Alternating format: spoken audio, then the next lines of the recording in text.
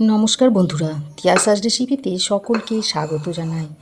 আজ আমি গাঠি কচু দিয়ে একটা দুর্দান্ত স্বাদের রেসিপি আপনাদের বানিয়ে দেখাবো, যেটা গরম ভাতের সঙ্গে খেতে অসাধারণ লাগে।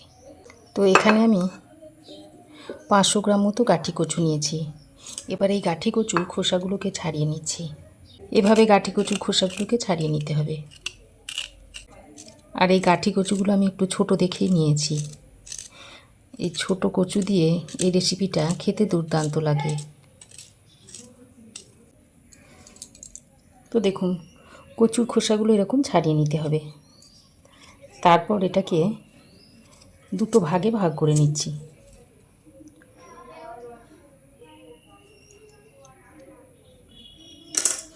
আর এই একইভাবে সব কচুগুলোকে আমি ছাড়িয়ে নেব। তো দেখুন, সব কচুর খোসা ছাড়িয়ে কেটে ভালো করে পরিষ্কার করে ধুয়ে নিয়েছি। আর দুটো মাঝারি সাইজের আলুকে আমি এরকম চৌকো করে কেটে নিয়েছি। সেটাও এখন এই কচুর সঙ্গে রেখে দিচ্ছি। এবার আমি কচু আলু সেদ্ধ করার জন্য কড়াইয়ের মধ্যে পরিমাণ মতো জল দিয়ে দিচ্ছি। এবার জলের মধ্যে হাফ চামচ মতো নুন মিশিয়ে নিচ্ছি। এবার জলটা ভালোভাবে ফুটে উঠলে কচু আর আলুটা দিয়ে দিচ্ছি। আলু আর কচুটা দিয়ে জলের সঙ্গে ভালো করে নেড়ে চেড়ে মিশিয়ে দিচ্ছি। এবার একটা ঢাকনা লাগিয়ে 4 থেকে 5 মিনিট মতো একটু স্টিম করে নেব। এবার শিলেতে নিয়ে নিচ্ছি 1 চামচ গোটা ধনে আর নিচ্ছি 1 চামচ গোটা জিরে। এবার এই গোটা জিরা আর ধনেটাকে জল দিয়ে বেটে নেব। এইভাবে যদি বাটা মশলা দিয়ে যে কোনো তরকারি করেন তাহলে তার স্বাদ কিন্তু অন্যরকম হয়। তো দেখুন, ধনে আর জিরেটাকে আমি বেটে নিয়েছি। এবার এটাকে একটা বাটির মধ্যে তুলে নিচ্ছি। এদিকে দেখুন, ঢাকা দিয়ে 5 মিনিট কচু আর আলুটাকে ভাপে সেদ্ধ করে নিয়েছি। এখন এই কচু আর আলুটাকে একটা ছাঁকনার সাহায্যে ছেঁকে তুলে নিচ্ছি।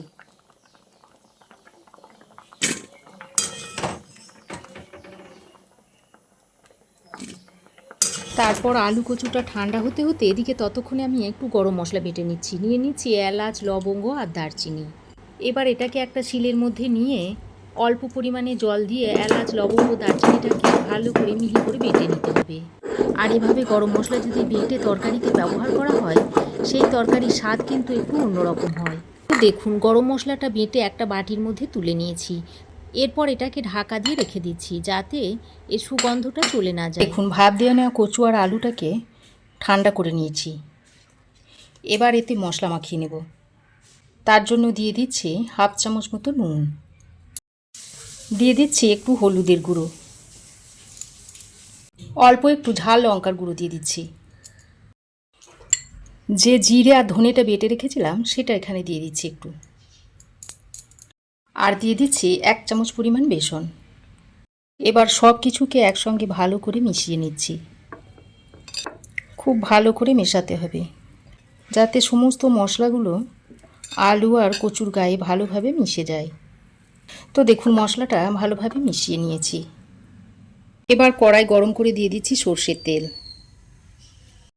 তেল খুব ভালোভাবে গরম করে নিয়েছি আর তেলটাকে কড়াইয়ের গায়ে ভালো করে লাগিয়ে নিচ্ছি, যাতে আলু আর কচুগুলো ভাজার সময় কড়াইয়ের গায়ে লেগে না যায়। যেহেতু বেসন দেওয়া আছে, একটু লেগে যাবার ভয় থাকে। এবার আমি মেখে রাখা আলু আর কচুটা দিয়ে দিচ্ছি।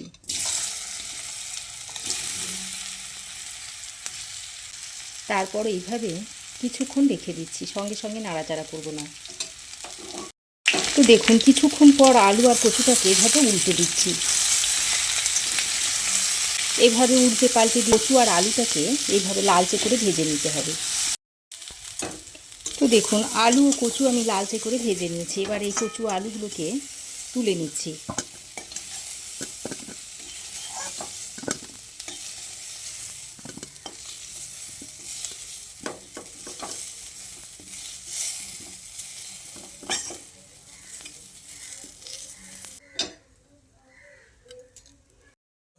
কচু আলু তুলে নিয়ে ওই কড়াইয়ে আবার একটু দিয়ে দিচ্ছি সর্ষের তেল। তেল ভালোভাবে গরম হয়ে এলে এর মধ্যে দিয়ে দিচ্ছি একটা তেজপাতা, একটা শুকনো লঙ্কাকে ফাটিয়ে দিচ্ছি আর হাফ চামচ মতো গোটা জিরে দিয়ে দিচ্ছি। এবার ফোড়ন কিছুক্ষণ ভেজে নিয়ে এর মধ্যে দিয়ে দিচ্ছি আদা ও কাঁচা লঙ্কা বাটা আর সামান্য পরিমাণে একটু হিং দিয়ে দিচ্ছি। তারপর আদা কাঁচা লঙ্কা আর হিংটা দিয়ে আরও কিছুক্ষণ ফোড়নের সঙ্গে নেড়ে চেড়ে নিচ্ছি। এবার আমি এর মধ্যে বেটে রাখা জিরে আর ধনেটা দিয়ে দিচ্ছি। সঙ্গে দিয়ে দিচ্ছি অল্প পরিমাণে একটু জল। এবার কিছু গুঁড়ো মশলা দিয়ে দিচ্ছি সামান্য হলুদ গুঁড়ো আর দিয়ে দিচ্ছি স্বাদ মতো নুন। এবার মশলাটাকে ভালো করে কষিয়ে নিচ্ছি। মশলাটা কিছুক্ষণ কষিয়ে নিয়ে এর মধ্যে দিয়ে দিচ্ছি একটা টমেটো বাটা। টমেটো পেস্টটা দিয়ে আবারও কিছুক্ষণ মশলার সঙ্গে ভালো করে কষিয়ে নিচ্ছি। তো দেখুন মশলা ভালো করে কষানো হয়ে গেলে মশলা থেকে তখন একটু তেল ছাড়তে শুরু করবে। সেই পর্যায়ে গ্যাসের ফ্লেমটাকে একটু কমিয়ে দিচ্ছি। তারপর এখানে আমি 1 চামচ মতো দই নিয়েছি। দইটাকে ভালো করে ফেটিয়ে নিয়েছি, সেটা এর মধ্যে দিয়ে দিচ্ছি।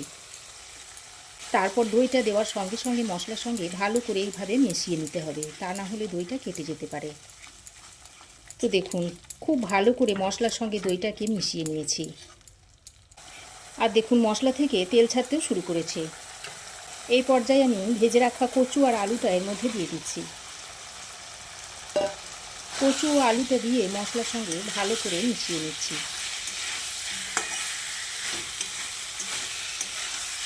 বন্ধুরা, কচু রেসিপি তো আপনারা অনেকভাবেই খেয়েছেন। যদি এইভাবে করে কোনো দিন খেয়ে না থাকেন তাহলে একবার তৈরি করে খেয়ে দেখবেন, খেতে খুবই ভালো হয়। তো দেখুন আলু ও কচুটাকে মশলার সঙ্গে খুব ভালো করে কষিয়ে নিয়েছি। এবার আমি এর মধ্যে দিয়ে দিচ্ছি পরিমাণ মতো জল। তো জলটা দিয়ে কচু আলুর সঙ্গে ভালো করে মিশিয়ে নিচ্ছি।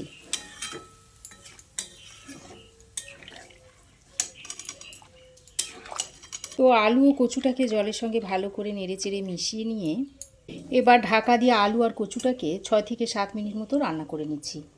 তো দেখুন ঢাকা দিয়ে 6-7 মিনিট মতো রান্না করে নিয়েছি। আর কচু আলু দেখুন ভালোভাবে সেদ্ধ হয়ে গেছে। তো রান্নাটা এখনও কিন্তু শেষ হয়নি, আরও কিছু মশলা আমি এর মধ্যে দেব। এবার গ্যাসের ফ্লেমটাকে কমিয়ে দিয়ে তরকারিটা কিছুক্ষণ হতে দিচ্ছি। ওদিকে তরকারিটা হতে থাক, এদিকে ততক্ষণ আমি গ্যাসের একটা অন্য বার্নারে একটা তরকা প্যান বসিয়ে দিচ্ছি। তারপর এর মধ্যে দিয়ে দিচ্ছি 1 চামচ মতো ঘি। এবার গ্যাসের ফ্লেম অন করে ঘিটাকে একটু মেল্ট করে নিতে হবে। তো দেখুন ঘিটা একটু মেল্ট হয়ে এলে এর মধ্যে আমি 1 চামচ মতো বেসন দিয়ে দিচ্ছি। এবার এই ঘিয়ের মধ্যে বেসনটাকে সুন্দর করে ভেজে নিতে হবে। দেখুন বেসনটা ঘিয়ের মধ্যে আমি এইভাবে ভেজে নিয়েছি।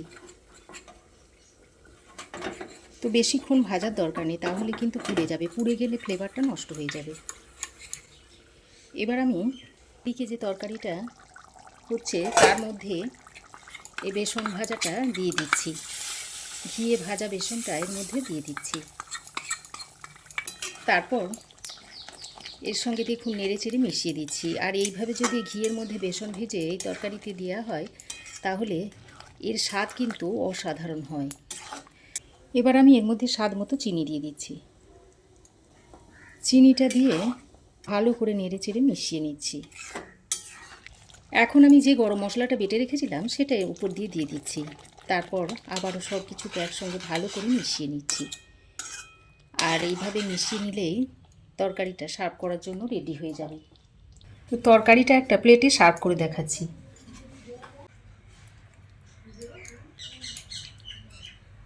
তো রেসিপি কেমন লাগলো অবশ্যই একটা কমেন্ট করে জানাবেন। ভালো লাগলে একটা লাইক ও শেয়ার করবেন। পাশে থাকা বেল আইকনটা অবশ্যই প্রেস করবেন। আর আমার চ্যানেলে যদি নতুন হয়ে থাকেন তো প্লিজ চ্যানেলটাকে সাবস্ক্রাইব করার অনুরোধ রইল। আজ এ পর্যন্তই। আবার দেখা হবে নতুন কোনো রেসিপি নিয়ে নেক্সট এপিসোডে। সে পর্যন্ত ভালো থাকবেন, সুস্থ থাকবেন। ধন্যবাদ।